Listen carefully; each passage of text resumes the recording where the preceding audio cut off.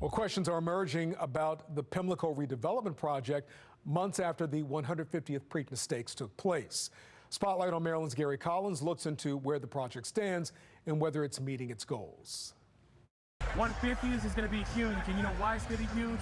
In 2024, at the Pimlico Race Course in northwest Baltimore's Park Heights neighborhood, Maryland Governor Wes Moore announced in partnership with the Maryland Stadium Authority that the Preakness will remain at the iconic site. We just signed a landmark piece of legislation, a generational piece of legislation that is going to keep the Preakness here in Baltimore for generations to come and make sure that we are creating winners not just on the track, but winners off the track. Spotlight on Maryland decided to set out to investigate the more than $500 million investment planned for Old Hilltop. We decided to take a trip here to Pimlico to see what was going on. When the site's redevelopment was announced, it was promised after the racing of the 150th Preakness this year, demolition would begin at the site. But this is what the site looks like today. Not much going on. We took a walk and drove around Pimlico's sprawling 170-acre property. With new privacy fabric surrounding the perimeter, we saw little machinery on the site.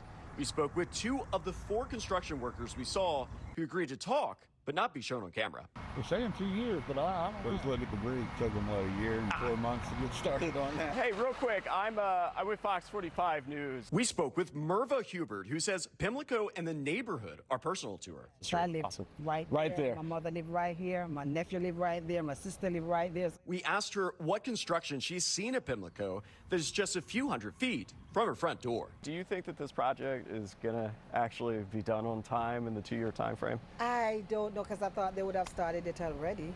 After not seeing much activity, we asked the Maryland Stadium Authority by email if the hundreds of millions of dollars in bonds necessary to fund Pimlico's redevelopment have been issued. Rachelina Bonacilli, the Maryland Stadium Authority spokesperson, replied saying to date, the Maryland Stadium Authority has not issued any bonds for the redevelopment of the Pimlico racing facility and the new training facility project.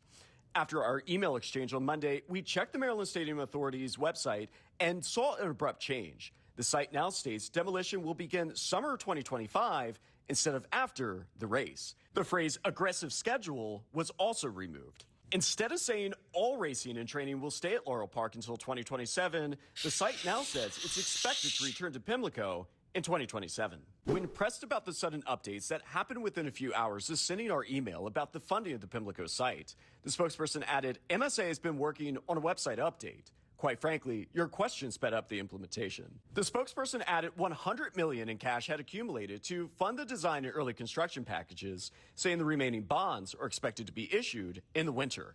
This is much later than the project's anticipated date of May 2025. Thank you, everybody, and good morning. We took questions about the lack of bonds to fund the Pimlico project and questions about the status to Governor Moore after an unrelated event in Rockville. Hey, Governor, the bonds are issued. Demolition isn't currently happening in Pimlico.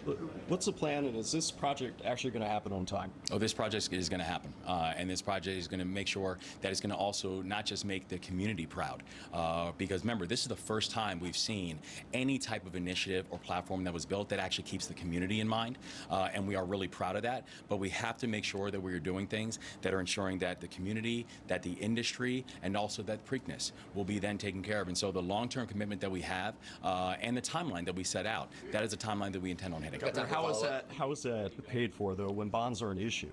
Well, again, you know, the plan that we have laid out is one that we are still very much on track of being able to hit. And so the commitment that we have to Park Heights, the commitment that we have to the industry, and the commitment that we have to making sure that the second, that the crown jewel of the Triple Crown is protected are all things we're committed to. Why are we the last one to know about what's going on?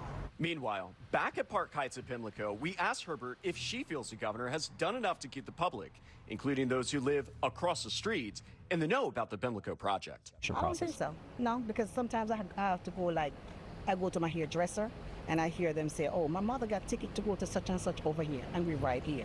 We're right. You know, I mean, get us involved. With limited updates and questions beginning to arise, we will keep you informed about the future of Old Hilltop. I'm Gary Collins at Pimlico for Spotlight on Maryland.